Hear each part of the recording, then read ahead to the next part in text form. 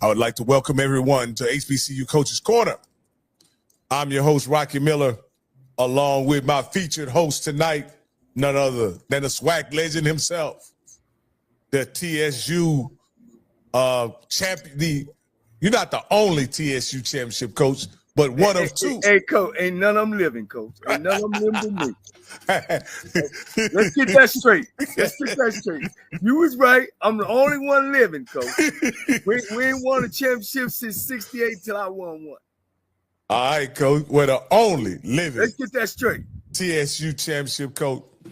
I want to thank all you guys for being here tonight. I know you guys could be anywhere in the world doing anything, but you guys decided to tune in here with me and Coach Cole. Campbell is on the way. He let us know he handling some FAMU business, and he'll be right here. You know, FAMU takes priority over HBCU Coaches Corner. I want y'all to get on him when he get here and let him know that, hey, we got something important going on here.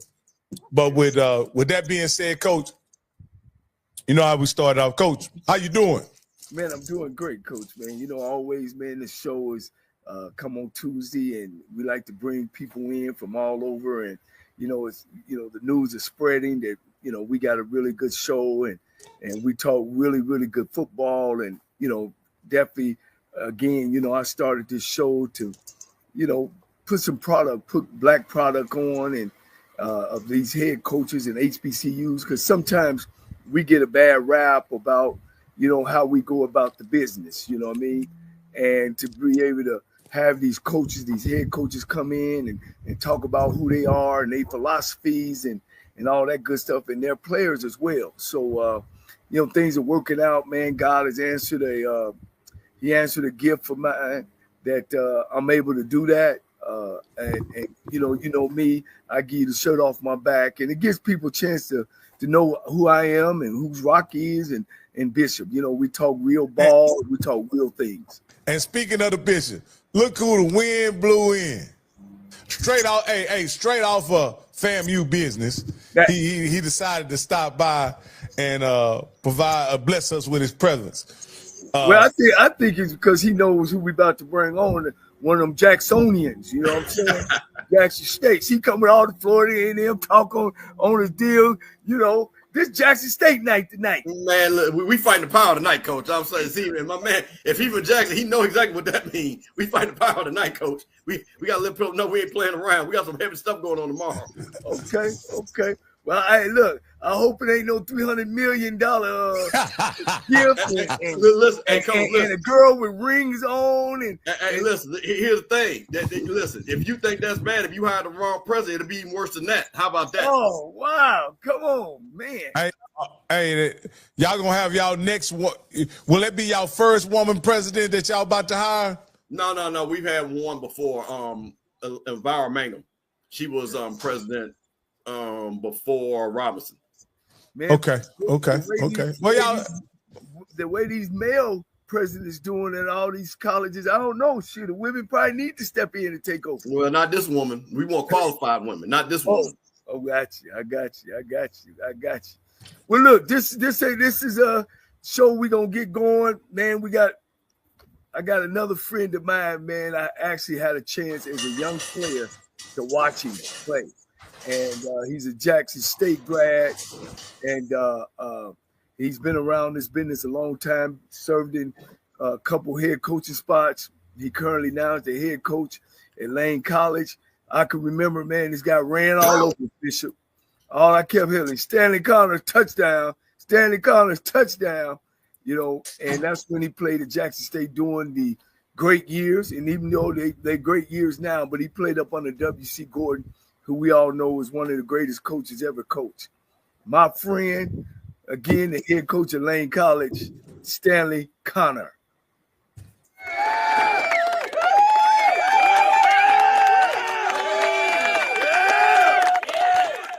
Hey, let me bring Coach Connor up. Yeah, that looks a little better, Coach. We were just getting the top of your head. We just getting the shine off your head. Hey, I know how it is. Coach, is that the only sign I left? Man, we got to get your office. I guess you ain't been there long enough to get your office right, huh? Well, I tell you what, Johnny, I'm actually at home in Birmingham, and I travel with that sign. I tell you, we're on a mission. It's Okay. a mission, so I have to be ready. Okay. Coach Ben, how you doing, man? You just good. came off a championship in SIAC. Mystery that you coached at the University of, Benedict, and you've been around the conference, and you coach with a great and Sham Shade, who's been on our show 2 or 3 times. Now we've been getting folks jobs, Stanley. I'm trying to figure out the one you gonna get next, but we'll talk about that later. Let's stay with Lane, man. You've been on the job not too long, man. Kind of give us a feel of, what you think, where you want to take the program, and where you are today. Well, I feel pretty good, Johnny, and I definitely like our chances. We've been out there recruiting, trying to build a quality program, and I tell you what, the city of Jackson has got a lot of good things planned. I'm very excited, very excited. John, I even have theme music. That's the new thing now. That's the new thing. I gotta give me some theme music on this show. Coach, they hadn't won, Coach, in a while. I think I had the last winning season. I got to throw that in there in 2007. My hat go off to Coach Brown. I'm pretty sure he did a great job. And what are some of the first things that you think you had to do to try to get you where you are now and where you're going? Well, our President Comer does an excellent job. Really understand the mission at hand and really trying to help me. We know right now the biggest concern that I have is our scholarship numbers, but we've been very innovative in what we're doing. We think we're in pretty good shape. I think we're actually ahead of the game right now. So, again, not saying too much, the less you say, the less you have to take back. But to be honest, Johnny, I really feel good. Yeah. I remember my time there, and I didn't realize, founded by Isaac Lane, who was a Baptist preacher, I want to say. And I just didn't know the history. But it has a lot of history. It's one of the oldest black colleges that we have. And I didn't know they had so much alumni support that they do. Have they displayed that to you? Or yeah. There's a lot, like I said, there's a lot of good things going on. The scholarship banquet that we had, it was a tremendous event, better than I expected. They really turned out. Again, the support has been great. And I just, I can't wait till the season gets started. Yeah. One of the things, is real dear to my heart. They had a great player there. I was fortunate of a coach, and I think that's why we probably won a lot. I was fortunate to coach Jacoby Jones. Yes. I'm pretty sure that you've heard about that. And, he had donated to school money, him and his mother. Have you had a chance to have that came up yet, or is it y'all looking to maybe do something around his name? Because, he's the first. We're not going to forget about Jacoby. I was fortunate enough to work with Jacoby. I worked as a consultant at one time when he was a young coach. I actually worked with his mom for a couple of years at Miles. Okay. And, of course, we had great conversation. So it was quite a shock, when he passed. I just started reflecting on little Jacoby. Used to hang around the office, playing video games. Just glad that I had a chance to, meet him, spend some time with him. So it was a, tough time. And we really still trying to support her and support his memory. Yeah. A little bit about Lane and Jacoby. He was the first player to get drafted in over 100 years of football. So I wanted to make sure I put that out. I got these guys, Coach. They're good guys. Stan, tonight's your night. Of course, we might get into some other talks, but y'all guys go ahead. Well, Coach Connor, I'd like to start with give you the opportunity to kind of introduce who you are, where you come from, how you ended up on the HBCU scene, and just kind of share with us how you found your way to Lane College? Well, it's been a long road, long road. You know, my mind was set for somewhere else, but I'm glad I ended up at Jackson State. I think it was a blessing in disguise. It had its way of really developing me, bringing out the best in me. My times at Jackson, I knew I was going to be a coach, but that was my first introduction to real hardcore HBCU football. I really learned a lot. I really learned a lot about being dedicated to what you're doing and really the things that you have to do in order to be a champion. And that's been a part of me everywhere I've been. And Coach played from 80 to 83, and they beat the hell out of us. So my hat goes out to him. Oh, Johnny, we kind of beat up on everybody those 3 years. That was 3 years in a row. Yeah. Oh my goodness! Talk your talk, then, Coach. Talk your talk. Coach, it ain't been 3 in a row. It ain't been 3 in a row in a while. You're right. Yeah. You're right. Now, Coach. You know, one thing, Stanley. You know, of course, Dion. You know, we like Dion on the show. He's did a great job at Jackson State, but he had at certain times made some comments like stuff ain't never happened before. Because I think y'all won, 8, 9 championships in the 80s? Johnny, I stopped counting. You know, we won, 3 in a row. Then we had that mishap with Mississippi Valley. You remember that big shootout they had with Alcorn? Yeah. And then we came back and won 6 in a row. Yeah. Undefeated, if I should add that in there. Yeah. But my time at Jackson, we won 3 championships, went to the playoffs twice. So I think, you know, we represented Jackson State well during that era, but there was quite a few wins. You know, every year was a draft party. You know, we put a lot of guys in the pros. We probably have more Pro Bowlers than any other HBCUs. I don't know if people ever really looked at that. What you talking about? Probably more than 1A schools. Oh, yes. Yeah. Oh, yes.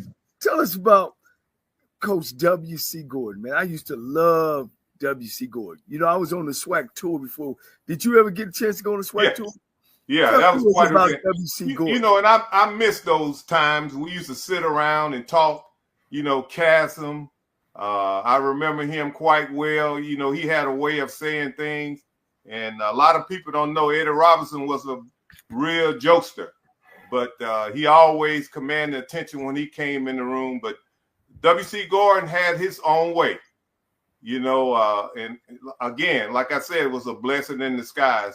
The things that I learned from him, the biggest thing that a lot of people don't know or didn't know is when he would come by your room and open up the Bible and read some scripture. You know, you never really saw that side of him until certain moments when he wanted to really talk to you. You know, that W.C., everybody was afraid of it. You know, we'll cut, won't care, and watch you cry. So that particular time he came by my room, he said that WC also stands for will care. And I saw that moment at that time. Let me ask you this, Stanley, Coach Connor, because this is interesting to me as someone who originally had limited knowledge of HBCUs. And in my opinion, the biggest brand in HBCU football is by far Grambling, right? Yeah. But each and every time I talk to somebody who was either part of the Jackson State program, a Jackson native, or just somebody from Mississippi, they tend to point out how often Jackson State would beat the great coach Eddie Robinson. So explain to me, how did the Grambling brand become so huge at a time where they were being dominated by Jackson State? Well, I don't know whether or not we really dominated Jackson. You know, back then we didn't have too many rules. So when we got ready to play Jackson, we knew play Grambling, we knew what kind of week it was going to be. You know, 3 times a day, it was going to happen.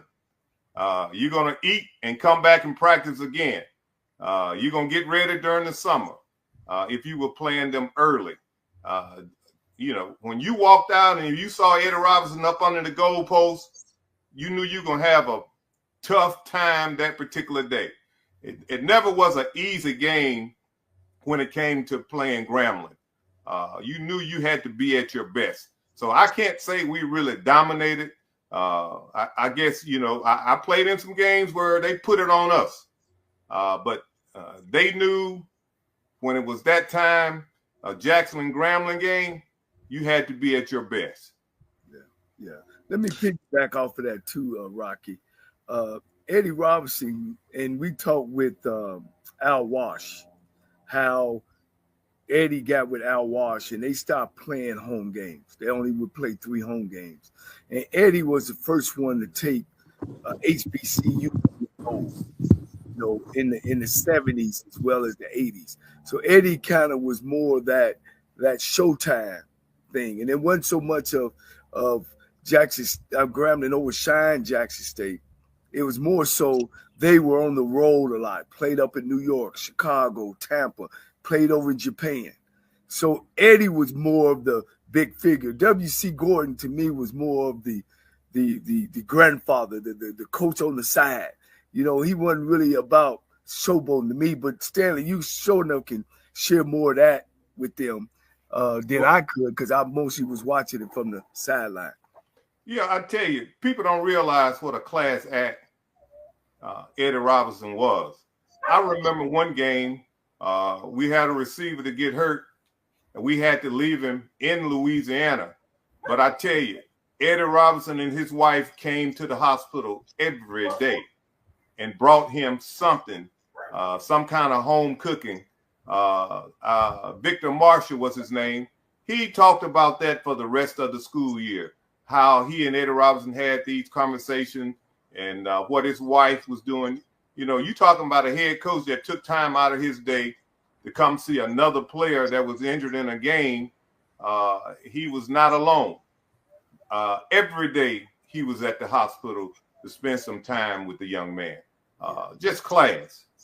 And I'm glad I had the honor and the privilege to meet him, to sit down and talk with him about how you treat people. I can remember him telling me, Coach, no matter how tough it is, when you come back home, make sure you feed your players. He said, don't ever let it be a time you so mad that you don't want to feed your players. He said, make sure you feed them, Coach. Make sure you feed them. Yeah. I just piggyback off of that too, guys. I'm going to let you in there. When I went on the SWAC tour, and the SWAC tour, Rocky and Bishop, you know what it was. We would stop at every school. And they would get out and the coach would talk. They bring 2 players with them. I seen some gentlemen, guys, and I was a player, that they would sit up in the front, all the head coaches. And then at that night, they would go to each other's room or whatever room had all the liquor. And man, they were close, coach. These HBCU coaches were close, man. And if you worked in HBCU, they would send you around and hire each other and make sure everybody had jobs. And when they would go play each other, they would actually go over each other's house or to the hotel and have some drinks and talk. We were more, the conference was like this, you know what I'm saying? And I guess, I try to bring that type of attitude with me, but I know things have changed. You got social media and that kind of thing. But I think it only changed with us and not them, because they still hire each other, and we sometimes do the same thing, but we could be better. Oh, yes. I agree. Well, that's interesting. I'd like to get Mr. Campbell's perspective on this, on it, if he has a moment to. Yeah, you're gonna have to unmute though. Talking before I start, Coach. First of all, I appreciate you being on, Coach. I see your last name. Now, are you related to Darian Connor? Are you related to him? Yes, we're related. It was quite a few of us at Jackson. Okay, is that a cousin of yours or is that a brother? Yeah, we're cousins. Okay. So hey, listen, Rocky. Now that Connor name, those are real ball players. Okay, so that's exciting. Now, Coach, like you said, you played at a time. Again, I'm from Jackson, saw those great teams in the 80s, grew up during that time. And one of the things that I always admired was, as you say, the talent on those teams, the amount of talent. And I told guys this, and I had Rocky as our newest guy. He came, I call him a primate. He came when Dion came. And they were shocked when I told them. I said, hey, man, those guys in the 80s in a 5-year period had like 25 guys drafted. I don't think people understand that. So with that being said, you looking at all the level of talent that you played around, who was the player that you played with that you said, hey, man, that guy was special? And one that you played with and one that you played against? Played with, I tell you, the guy that I always remember is Carl Roberts. He played in the USFL, played with Doug Williams, but Carl Roberts was some kind of machine. I mean, 6'2", 6'3", maybe 260, 270. But he was the meanest thing that ever put on a pair of shoulder pads. I mean, run like the wind. You got to understand now, he's an offensive lineman. And we would run that sweep or what have you. You can count on him being out front. I tell you, he was so tough. In the NFL, they wanted him to play linebacker. They brought him in to make him a linebacker. He was just that tough. But he was an offensive lineman that can run it, dedicated to the weight room. But you can count on Carl Roberts. I will remember him for the rest of my life. I've seen some good ones, but I remember Carl Roberts. Some players, I think Dent. I guess I remember Richard Dent. As a young guy, freshman, we got caught in the tunnel. I believe they was waiting on us. So when we came to practice that day, they were in the tunnel. And there it was. You got to think about it now. 6'5", 6'6", 6'7". And we were just as big. And I'm only about 5'7". So, I was in the wrong place at the wrong time. But you talking about scary. But Richard Dent was quite a football player.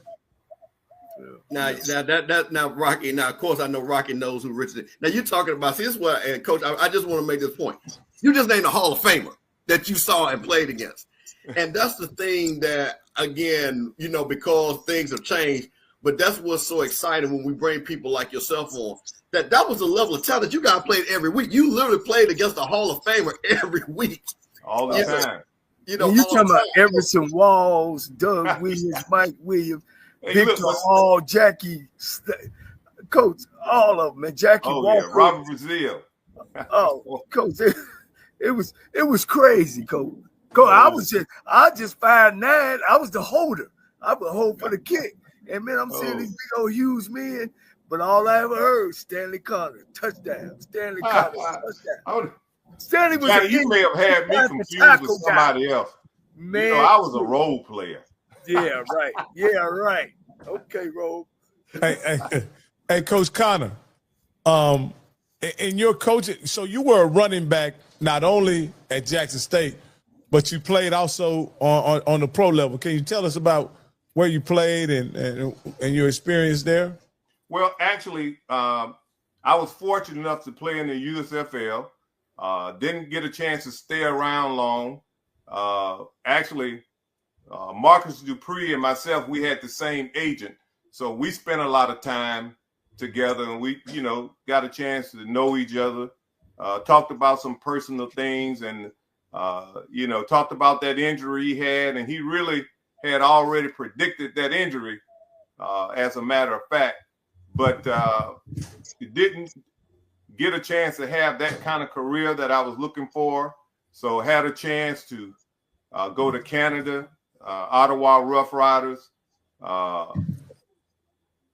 had basically the same experience, just getting a chance to prove to myself that I can play on that level was the biggest thing about that, and so after that, I was really satisfied and knew that I wanted to be a coach.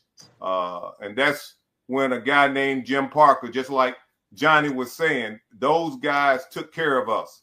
All we had to do is let them know we wanted to coach, and they took care of us. They found a way to hire us. Jim Parker was the head coach at Alabama State at the time. So I wanted to go back to Jackson, but Jim Parker told him, no, let him come on down here with me. And that's what I did. Spent some time with him, learned a lot of great things.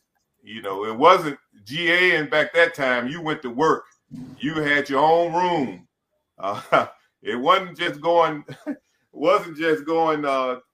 picking up clothes. No, you had to coach. And that's what they made us do. And I really appreciate it. I thought it was rough at the time, but I really appreciate it. All right, Coach. We got you up. We done went through your past a little bit. We done got you up to. We talked about how you got here, Coach. But you got a pretty big task ahead of you, Coach, there at Lane College, right? Yeah. As Coach Cole pointed out, the previous guy who was on our show was relieved of his duties, primarily because they didn't win, Coach. What's your plan to get Lane back in the winning column and a respectable school in the SIAC? Oh, I tell you, it's divine intervention. I was in the room. I tell you, it was this envelope. And they said, in case of emergency, open that envelope. It was a letter from Johnnie Cole. So I say, this is an emergency right now, so I'll open it. So he say, develop a plan and stick with it, but be flexible, but stick with what you believe. And that's what I'm going to do. Johnny used to have his theme. I don't know if y'all remember Cold-Blooded. That was the thing when Johnny hit the state of Alabama, Alabama State. It was all about cold-blooded. And that it was, but a lot of people don't remember. Johnny did a great job at Lane College. Can't remember exactly what the record was, but I do remember presenting Johnny with the trophy from the Alumni Association for being Coach of the Year. That I do remember. He had a tremendous year, and I think he went on to Texas Southern and did great things there as well. But I plan to follow in his footsteps. Keep it exciting. Keep it exciting. It is a big task, but I'm really looking for great things, and that's how I'm gonna be able to stay at Lane, Johnny. I'm not looking to go anywhere else. I'm looking to stay at Lane. So I know you won and got on, but I don't think I'm going anywhere. I think I'm gonna be here for a while. I told you I had my own theme music right now. Yeah, it's all about the city of Jackson. Our city, our team. Can you tell us about some of the players that are currently on the team and that you look to contribute in the upcoming year? Well, basically we pretty much got a new team, to be honest. When I got there, a lot of people had got into the transfer portal. Man, I tell you, I only had about 3 offensive linemen, so I had to be very innovative during the spring. So it's didn't look so good in the beginning. But again, one of my strengths, or one of the things I consider my strength, is recruiting. So I look for some of those coaches to amplify that and to get on board. So we really been trying to get out and recruit talent. So I'm just now learning my team, and that's why I can't wait till the fall to really see what they can do. But again, we're looking for great things. Now, Coach, you're in a pretty competitive conference, right? But I want to give you some hope. Last year, there was a team that was 1-9. The year before, Coach Teddy Keaton arrived, and he somehow miraculously got Clark Atlanta into the SIAC championship. Do you foresee that kind of turnaround happening for you guys at Lane? Well, Teddy came up short. I don't plan on coming up short. Again, unless you say, unless you have to take back. But Teddy and I used to have great conversations when he was down, but I knew he wasn't going to be down long. Again, you got to be a great recruiter, and that he is. He's a great recruiter, great motivator. So I knew it wasn't going to be long. He just needed time to get his players in there so he can exercise his philosophy. And again, you know, I want to do the same. And that's my game plan. Again, my eyes are wide open. Operation Blue Dragon is in full effect. And I think everybody in Jackson, Tennessee can see what I can see. You know, there's a storm coming over the horizon. And it's all about Lane College. Yeah. So we're looking forward to that. Yeah. How much, because you've coached under some great guys, kind of share with us some of the things you've taken away from W.C. Gordon as a player. You've been under Parker. You've been under now the head coach at Alabama, M. Sam Shea. You've been under some great guys. How much have they influenced your coaching? Well, I tell you, people don't realize how personal it was back in the day with the coaches. Like I said, W.C. Gordon and I had a real good relationship. I knew his wife. We would have those conversations even after the playing days. Houston Markham, I tell you, one of the toughest coaches when it came to getting a team ready. If you made it through Houston Markham's camp, you had to be ready. Ain't no doubt about it. And those guys knew that. They knew if they made it through that camp. So therefore, it was so easy to turn that thing around at Alabama State. But it was all about the mindset that Houston Markham gave those guys, you know, and I really respect the influence that he had on me. I guess I spent more time with him than W.C. Gordon, but they were one and the same. They worked together in Vicksburg. I can remember the time when he would put me in the chair and say, okay, you make this decision. You know, you the head coach today, make the decision. And he was serious. You know, sometimes they would leave me there by myself and go to camps. I didn't understand why, but later on we talked about it. He knew I was going to be a head coach. So he wanted me to have that experience of running a team. And that was the best experience that I could have. I didn't see it at that time, but it actually gave me the edge. Cardell Jones was my position coach. He went on. McNair, set records. But Cardell Jones was my position coach. I knew he was going to be successful at Alcorn when he took the job. But all those guys did it the same way. You know, the old-fashioned way. They earned it. And I took that with me everywhere I've been. And I continue to do that here at Lane. We're going to earn it. We're not asking for anything. We're going to earn everything that we get. Now, Stan, was you on the national championship team at Alabama State? I had just left. Oh, I took another job. That was 90, I believe, 89, 90? Yeah, 90, yeah. 90. Yeah, with Ricky Jones. Yes, sir. Yes, sir. Yes, sir. He could, and Barlow. And Barlow, yes. Yeah. We've had him on our show as well. Now he's the new coach at Tennessee State. If I'm a parent, I'm looking at this show, Coach Connor. What would you tell me to make me want to bring my son and bring him to Lane College, just for you and also the college? You're going to be treated like a man. And I'm going to make sure you're ready for this thing we call the real world. You may not know it when you get there, but we're going to talk to you about the power of potential and what it looks like. And before you leave there, you're gonna demand your power, and we're gonna have you equipped to get it. When you walk in a room, no matter who you're around, kings or queens, it doesn't matter. You're gonna be able to stand out in that room. That's the way we see it. That's the way we work.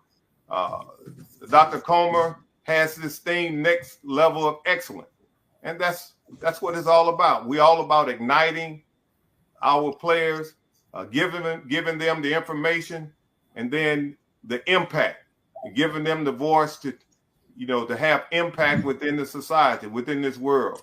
So we're gonna change this thing one family at a time, one community at a time. We're looking for great things this year from Lane College, and I think the time is, like I said, the time is here. The setting is perfect. Again, John, I keep saying these people are excited. I never had theme music. I keep telling you, we have theme music. So, and we got to listen to just one of the clips. I have about 4. Now, Coach, wait a minute, hold on. Now we got to do this right. Wait a minute, hold on, Coach. Where are the clips on the social media so we can? Where is it at? Well, I can't. We can't put it out just yet. Oh, okay. But, I can give you all a sneak preview of one of them. If we have time that I can just let you listen to one of them. This your time, Coach. This your time. We usually 3 hours, but we just in 36 minutes. Touchdown in Jackson with fire in his eyes and purpose in his stride. New to Lane, new to the West. Can you hear that? But already home. Yeah. He's not just calling plays, he's calling a movement. Operation Blue Dragon, his battle cry. I see your head, Bob and Johnny. I like that. Hey, Coach. Sound like you're on a game show, Coach. A mission to awaken greatness, to raise Lane College football to its rightful throne. With no other college team in West Tennessee, the spotlight is ours to own. Every practice echoes with energy, every rep is a promise. The Dion Now, so saga grind harder. continues Play in smarter. Lane College. The Stanley home that Johnny built. Football, this is Lane rising. Red and blue blood runs through our veins. We are the Browns. the Dragon. All right. That sounds. Oh, So y'all got it going, man. Hey, Coach. Somebody Let me ask you this here. Connors, they asked, are you recruiting the northern part of Alabama? what was that again? Are you recruiting the northern part of Alabama? Am I recruiting the? The I can't get this thing. I can't get it to come off now. Everything's fired up. You were speaking about recruiting. Yeah. Well, we were recruiting all over. Okay. My big contacts are in South Alabama. I'm known in that area, but we've been recruiting all over.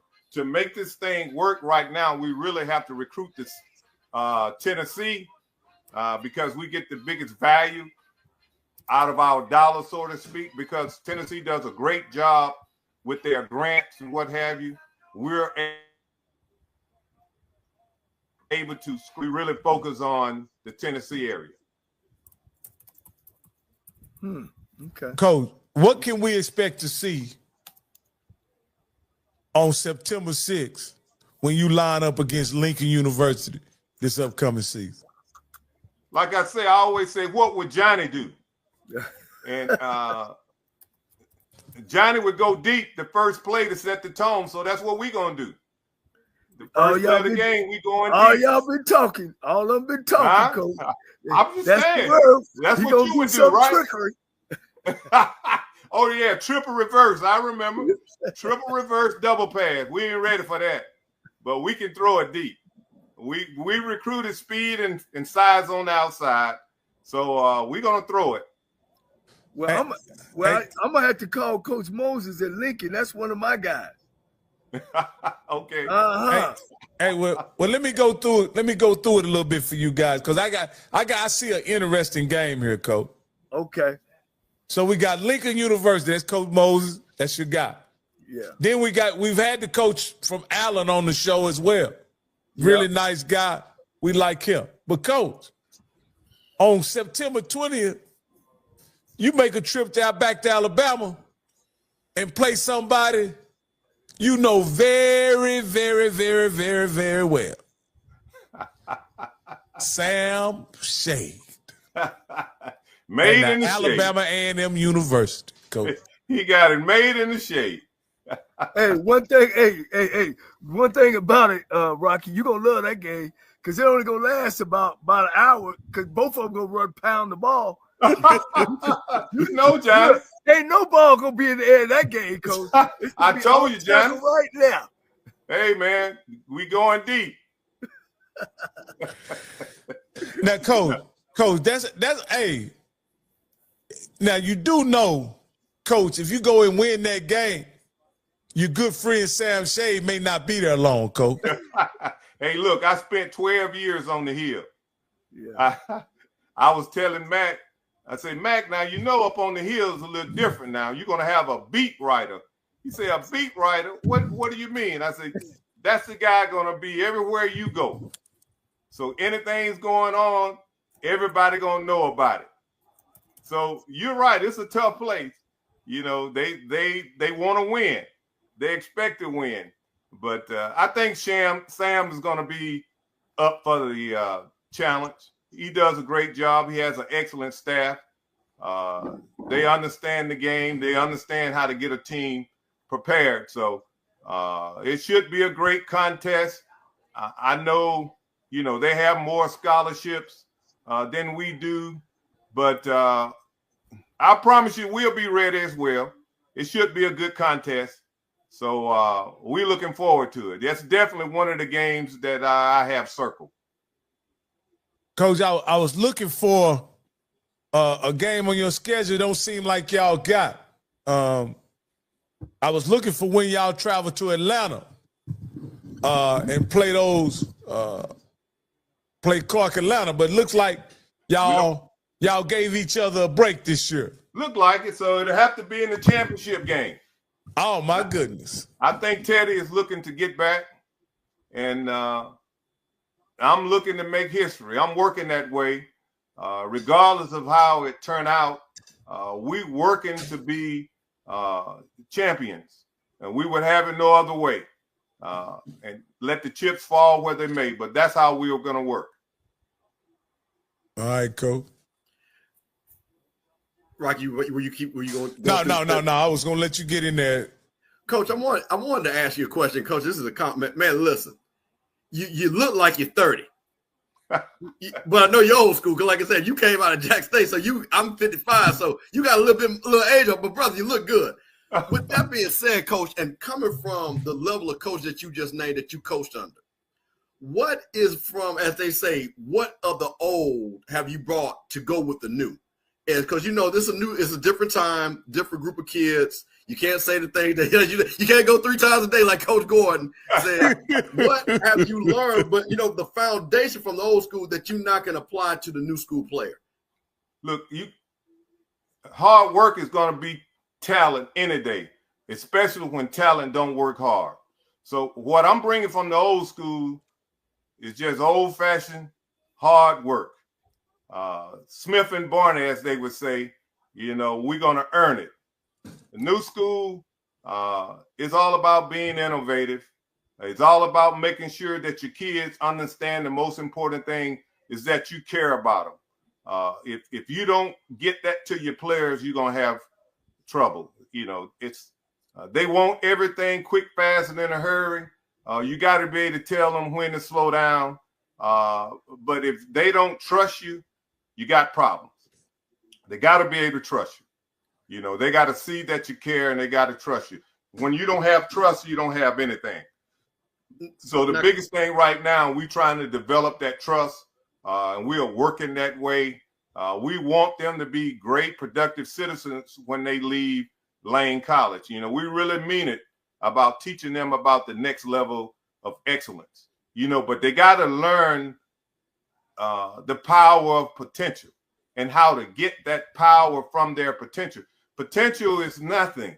It's all about getting that potential into power and then owning your power, taking your power to use it for the good. And that's our job, to cultivate them through this experience so they will be great tax-paying citizens. You know, we got to have some taxes when we get ready to retire now. So if they don't get good jobs, we're going to be in trouble, Johnny. Now, Coach, let me ask you. You know, you said something, and I love what you're saying. Now, one of the things now, and I heard now, see, Coach, you already opened up this Pandora's box for me. You got the theme song. Now, is there something that you're going to be cultivating through social media that you're going to be using this as promotion to promote yourself and promote the school, and then let future recruits, future, people of men of lane get to see what it's all about? Is that going to be one of the things that, as on the new school side, that you're going to utilize and try to start working with? It's all about the city. Our city, our team. And that's what it's all about. It's not just Lane. Again, we're about impacting not only Lane, but we're going to impact Tennessee. And from Tennessee, we're impacting the United States. And from the United States, going to be the world. I don't know if you've seen the movie, what is it, 666? I have. Well, we're a part of that. Okay. So okay, Coach. It can be done. It will be done. Now, all right, for all you young folks, Coach just gave y'all some homework. That are the women in the Army that made sure the mail got there, that they said could not be done, which, of course, they had to get some black folks to do it to get it done. So, Coach, that's a great reference. And Coach, what's great about that reference is it does say a lot about doing something that people say you can't do. Oh, yeah. And as one of my mentors said, completing the task. So, Coach, I do like that you have that mindset, and I'm really excited to see what you're going to do at Lane. But, Coach, I'll tell you one thing. If the coaching thing don't work out, you need to tell her how you balling that ball of youth, because, man, I'm telling you, man, you got it up there, Coach. You got it up there. You and Coach Cole, I don't know what y'all doing. Well, let me ask you this here, Coach Connor. Yeah. In this NIL era, and in the transfer portal era, right? What are some of the things that are most important about developing a program in this era? It's not going to change. I mean, some of the things are going on now was going on back then. You just couldn't say it. But they were doing it anyway, if that makes sense, if you know what I'm talking about. But we still going to preach the same thing. Coach Markham, Houston Markham, used to always talk about, you get a few pennies in your pocket and you think you're everything. But he would say, let's not talk about that. Let's talk about owning the store. So those are the things we used to teach and preach. How are you going to become a professional? And we weren't talking about the NFL. We was talking about becoming a professional in what we were doing and how we had to get there.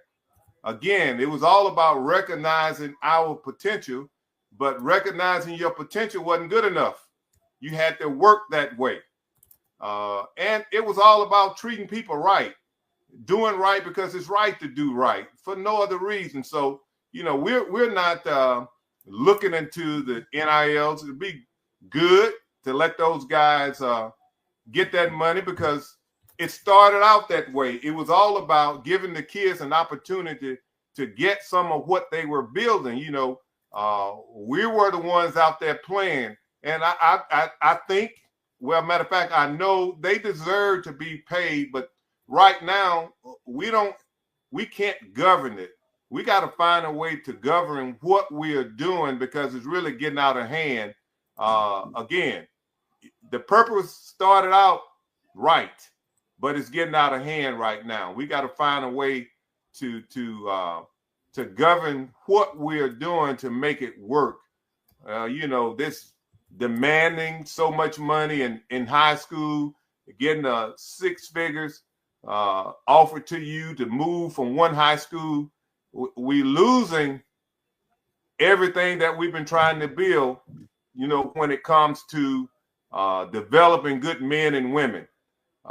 That's what it was about, creating a person in society that can go out and create the biggest impact in their community.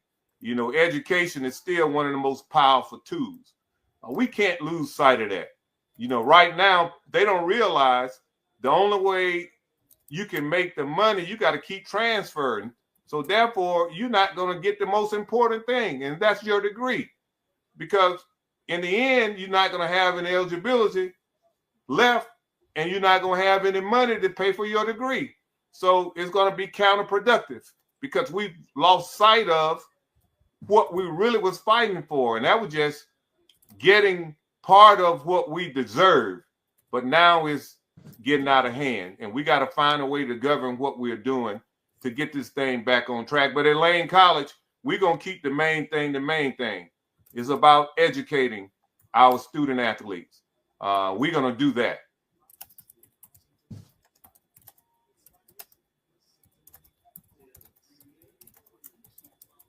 Hey, you muted up, Coach Cole.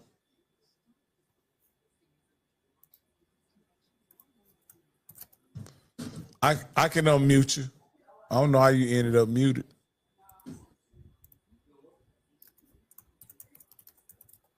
I think Johnny's playing that old trick. Right, He's not really muted. Yes, I can hear you now, Coach. All right, you can hear me now, right? Yeah. Oh, my fault. Hey, you know Henry Freeman, Coach? Oh, yeah.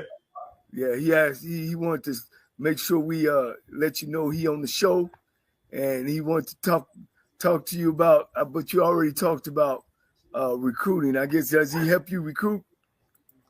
Freeman. Yes. Freeman was another one of those guys that did a great job recruiting. I remember, at Benedict, I just knew I had that game won. And Freeman ended up pulling it out. And then I didn't stick around long enough to get back at him. Johnny, he's one up on me. And we got to get both of y'all back because I owe both of y'all. You know, we got to find a way to get you back, get Freeman back, because if not, I'm going to go to my grave trying to catch up. Now Coach, you know, when we was at Tennessee State, we was a machine, Coach. I think if we went back there today, we might score 4 or 5 more touchdowns. I heard that. You know, Freeman's always been one of those defensive minds. And now Copeland's taking right after him. Yeah. You know, Freeman is a great friend. I know he's going to do great things where he is right now. But it would be nice to get back. I think we need to try to get back, Johnny. Well, you know, Coach, man, I don't know. You know, I've got other interests, man, but you know, you never say never. You know what I mean? You know, when it's time in August, you know, you get that green grass smell, man. You know, so no, it never leaves you, Coach. It's just the right opportunity these days. You know what I mean? Yeah, I definitely understand. I ain't no young pup. I ain't sleeping underneath the desk and on the couch and staying over. I'm too old to start over, Coach. I refuse to start over. You got to exercise. You got to get out and walk. I do a lot of bike riding, Coach. And you know, I'm out here in Arizona now, so you know we do a lot of hiking and all that kind of stuff these days. Yeah, I'm looking at it. I thought you were in California somewhere. I was trying to figure it out. Yeah, I'm close. I'm next to it, Coach. But man, you got my guy Moses Harper coming at Lincoln. Man, that might be a game I need. Now y'all go to them or they come to you guys? They come to us. Okay. But we go to A&M. Oh, wow. But the other game is Miles. They come to us for homecoming. So now, Coach, I got to ask you, some of the people are asking, and I got to ask you too. Let's talk about, have you decided what you're going to do offensively? I know the game has changed, you know, from when we were coaching, we were more balanced. Then they went to more throwing the football, but I know what you like. You know, are you going to run the option again? You know, is that a secret, or can you tell us, you know, your style on offense and your style on defense? Hey, I tell you what, when I was in Canada, I fell in love with the run and shoot. Okay. You know, Miles Davis did a great job with teaching that offense. I had the pleasure of working with Kevin Gilbright, but I always thought I could make it simpler. And that's what I've done. I've made it simpler. And to be honest, Johnny, I combined the two. Okay. So I often ask myself, what would I do if I had the worst talent in the world? One thing I knew I could do was run the football. Whenever there was option involved, I could move the football. And that has hold true my whole career. I would always have, if not 1, 2 out of the top 4 rushers wherever I've been. A lot of people don't remember that I coached a Heisman Trophy winner, not a Heisman Trophy winner, but a Heisman Trophy candidate back in the 80s. 88, 8, and 9, a lot of people don't remember that was Brad Baxter. Woo! Yeah, Brad was almost 2,000-yard rushers. Yeah. But I had a run at Alabama A&M for years. We would always be the top rushing team, top 10. So you got to be able to run the football. That's a given. But you got to be able to throw it as equally as well. And then I think the run and shoot is going to give us that ability. But, I was unfortunate. The other places I've been, I didn't really have the scholarships to recruit like I wanted. I had to make sure that the defense was set. Mm-hmm. Well, with President Comer giving me the opportunity to up my scholarships, I've been able to balance that. So we got talent on defense and offense. So, I got those big, tall guys like you had back in the day outside. Mm-hmm. And that quarterback who can throw it a mile. So we're going to combine the two. So between the two, we're going to find a weak spot. And that's how it's going to roll that game. We're going to find out where you're not prepared, and we're going to go from there. Yeah. And, looking at the spread, and you could appreciate this, Coach Connor, it ain't nothing but option game. You know what I'm saying? It's not, don't block the backside tackle. That back come out underneath. It's the same thing as veer option. You don't block the front side tackle, and that fullback you read. If he slam hard, you pull. If he get up, you give it to him, and he run up back underneath. It's the same. It's the same concept, but you coming from the gun as opposed to underneath the center. Right. Some people think it's this is the new stuff. But really it's not. Yeah, it's tough to blitz, and it actually adds because you're not all the way up in the line, so you can see your read just a little better. And it's easier for the quarterback to run his option progression route, to read it, to read the option routes. So, it's just something that I've been looking at for a time and doing part here, part there. But a lot of times when I was head coach, I let the offensive coordinator run what he wanted to run, just try to stay out of the way as much as possible. But this particular year, I'm running the offense myself. So I'm going to do all the things that I thought I could do. We putting it all together right now. So I guess that's another reason why I'm excited. My name is and I won $500 for lunch money for keeping up with the Jonas Bracket Challenge.